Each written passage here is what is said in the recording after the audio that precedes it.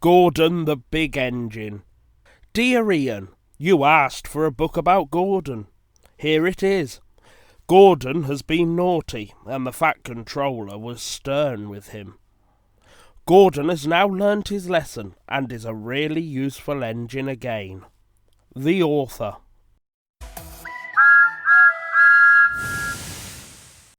Off the rails. Gordon was resting in a siding. Peep, peep, peep, peep. Hello, fat face, whistled Henry. What cheek, spluttered Gordon. That Henry is too big for his wheels.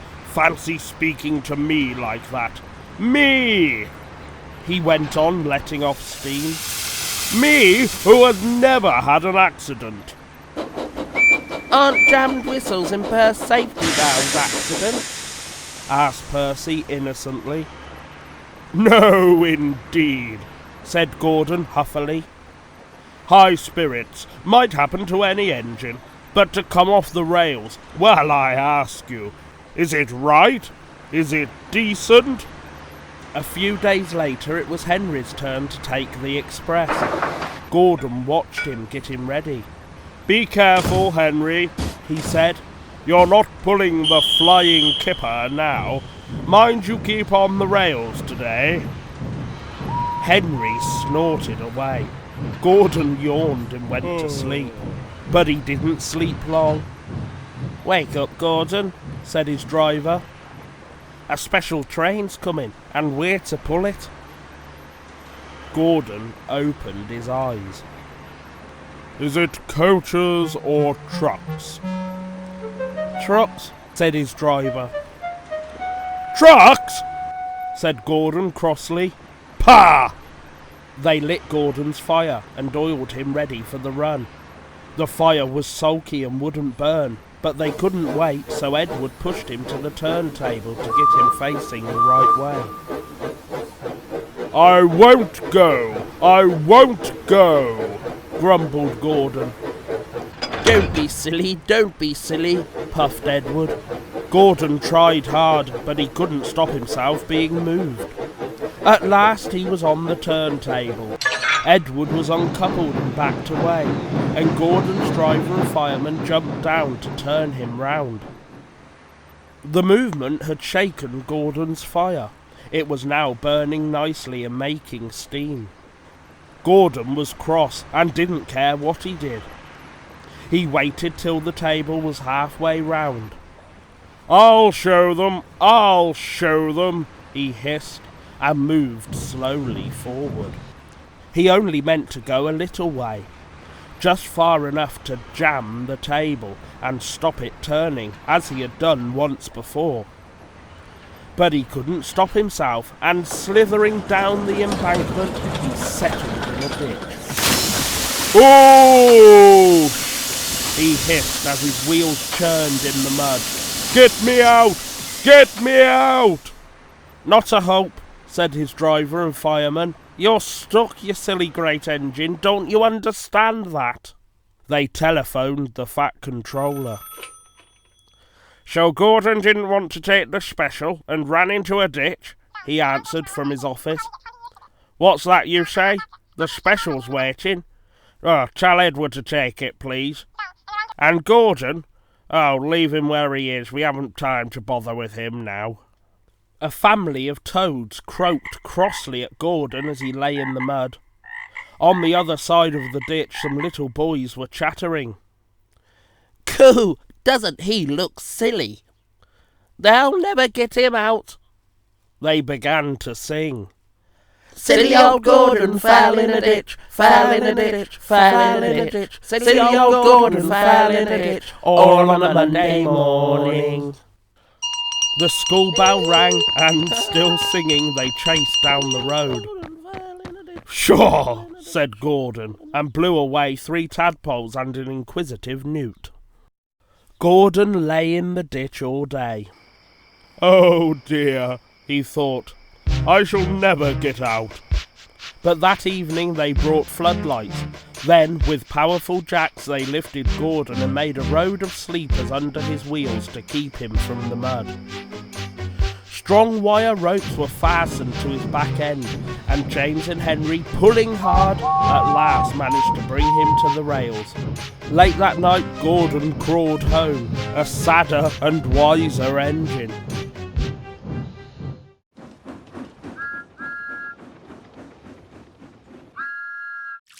Leaves. 2 men were cleaning Gordon. "Mind my eye," Gordon grumbled. "Shut it, silly. Did you ever see such mud, Bert?" "No, I never have. You ought to be ashamed, Gordon, giving us extra work." The hosing and scrubbing stopped. Gordon opened one eye, but shut it quickly. "Wake up, Gordon," said the Fat Controller sternly, "and listen to me. You will pull no more coaches till you are a really useful engine." So Gordon had to spend his time pulling trucks. Goods trains, he muttered. He felt his position deeply. "That's for you, and you, and you," Gordon said crossly. "Oh, oh, oh, oh, oh!" screamed the trucks as he shunted them about the yard. "Trucks will be trucks," said James, watching him. "They won't with me," snorted Gordon. "I'll teach them. Go on!" And another truck scurried away. "They tried to push me down the hill this morning," Gordon explained. "It's slippery there. You'll probably need some help." "I don't need help on hills," said James huffily. Gordon laughed and got ready for his next train. James went away to take the express. "Slippery hills indeed," he snorted. "I don't need help." Come on, he puffed. All in good time, all in good time." The train was soon running nicely, but a distant signal checked them close to Gordon's Hill. Gordon's Hill used to be bleak and bare. Strong winds from the sea made it hard to climb. Trees were planted to give shelter, and in summer the trains run through a leafy avenue. Now autumn had come, and dead leaves fell. The wind usually puffed them away, but today rain made them heavy, and they did not move. The home signal showed clear, and James began to go faster. He started to climb the hill. I'll do it, he puffed confidently. Halfway up he was not so sure. I must do it, he panted desperately. But try as he would, his wheels slipped on the leaves, and he couldn't pull the train at all. What's the matter? He gasped. Steady, old boy, steady, soothed his driver. His fireman put sand on the rails to help him grip, but James's wheels spun so fast that they only ground the sand and leaves to slippery mud, making things worse than before. The train slowed to a stop. Then, help! Whistled James, for though his wheels were turning forwards, the heavy coaches pulled him backwards, and the whole train started slipping down the hill. His driver shut off steam, carefully put on the brakes, and skillfully stopped the train. Whew! He sat down and mopped his face. I've never known that happen before. I have, said the fireman, in Bingham Tunnel, southern region. The guard poked his head in the cab. Now what? He asked. Back to the station, said the fireman, taking charge, and send for a banker. So the guard warned the signalman, and they brought the train safely down. But Gordon, who had followed with the goods train, saw what had happened. Gordon left his trucks and crossed over to James. I thought you could climb hills, he chuckled. James didn't answer. He had no steam. Ah, well, we live and learn, said Gordon. We live and learn. Never mind, little James, he went on kindly. I'm going to push behind. Whistle when you're ready.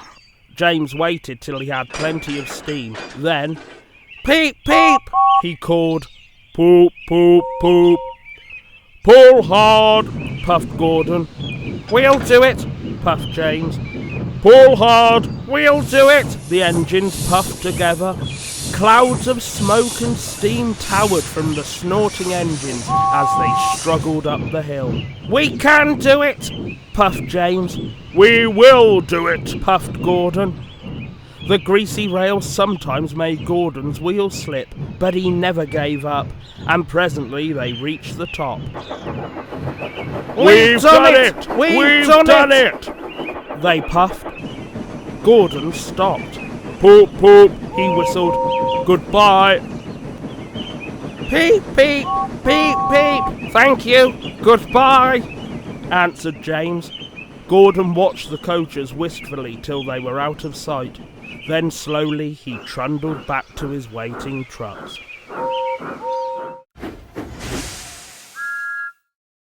Down the mine.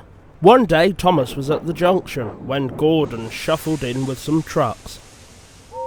"Poof!" remarked Thomas. "What a funny smell. Can you smell a smell?" "I can't smell a smell," said Annie and Clarabelle. "A funny, musty sort of smell," said Thomas. "No one noticed it till you did," grunted Gordon. "It must be yours."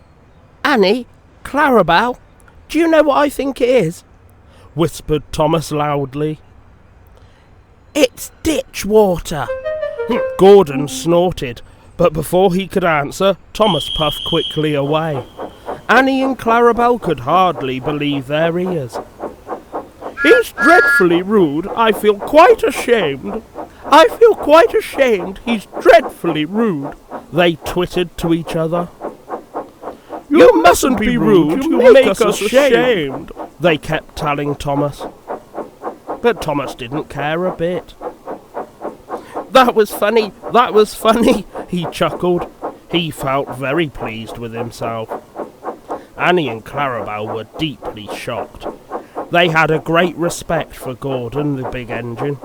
Thomas left the coaches at a station and went to a mine for some trucks. Long ago, miners digging for lead had made tunnels under the ground. Though strong enough to hold up trucks, their roofs could not bear the weight of engines. A large notice said, "Danger! Engines must not pass this board." Thomas had often been warned, but he didn't care. Silly old board, he thought. He had often tried to pass it, but had never succeeded. This morning he laughed as he puffed along. He had made a plan. He had to push empty trucks into one siding and pull out full ones from another. His driver stopped him, and the fireman went to turn the point. "Come on," waved the fireman, and they started. The driver leaned out of the cab to see where they were going. "Now," said Thomas to himself, and bumping the trucks fiercely, he jerked his driver off the footplate. "Whoa! Hurrah!" laughed Thomas, and he followed the trucks into the siding. "Stupid old board," said Thomas as he passed it. "There's no danger, there's no danger." His driver, unhurt, jumped up. "Look out!" he shouted. The fireman clambered into the cab. Thomas squealed crossly as his brakes were applied. "It's quite safe," he hissed. "Come back!" yelled the driver. But before they could move, there was a rumbling and the rails quivered. The fireman jumped clear. As he did so, the ballast slipped away and the rails sagged and broke. "Fire and smoke," said Thomas. "I'm sunk." And he was. Thomas could just see out of the hole, but he couldn't move. "Oh dear," he said, "I am a silly engine." "And a very naughty one too," said a voice behind him. "I assure you." "Please get me out. I won't be naughty again." "I'm not so sure," replied the fat controller. "We can't lift you out with a crane. The ground's not firm enough." Let me see. I wonder if Gordon could pull you out. Yes, sir, said Thomas nervously. He didn't want to meet Gordon just yet. Down the mine, is he? Oh ho ho! Laughed Gordon. What a joke! What a joke! He chortled, puffing to the rescue. Poop, poop, little Thomas, he whistled. We'll have you out in a couple of puffs. Strong cables were fastened between the two engines. Poop, poop, poop. Are you ready? Heave! Called the Fat Controller. But they didn't pull Thomas out in 2 puffs. Gordon was panting hard and nearly purple before he had dragged Thomas out of the hole and safely past the board. I'm sorry I was cheeky, said Thomas. That's all right, Thomas. You made me laugh. I like that. I'm in disgrace, Gordon went on pathetically. I feel very low. I'm in disgrace too, said Thomas. Why, so you are, Thomas. We're both in disgrace. Shall we form an alliance? An ally, what was it? An alliance, Thomas. United we stand, together we fall, said Gordon grandly. You help me and I help you. How about it? Right you are, said Thomas. Good, that's settled, rumbled Gordon. And buffer to buffer, the allies puffed home.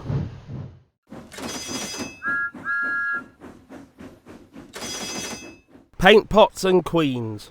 The stations on the line were being painted.